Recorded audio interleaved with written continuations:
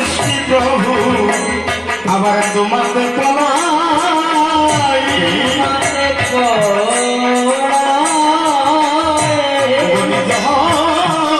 নিধন করে শ্রী চরণে স্থান দাও দয়াময়।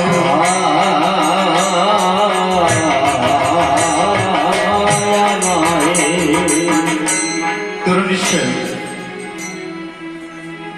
প্রার্থনা করছেন প্রভুর চরণে, তুমি ব্রহ্মা, তুমি বিষ্ণু, তুমি মহেশ্বর, অনাদি কাল হতে তো প্রভু তুমি ক্ষীরোৎসাই, তোমাতে সৃষ্টি প্রভু তোমাতে প্রলয়, নিজ হস্তে নিধন করে শ্রী চরণে স্থান দাও দয়াময়।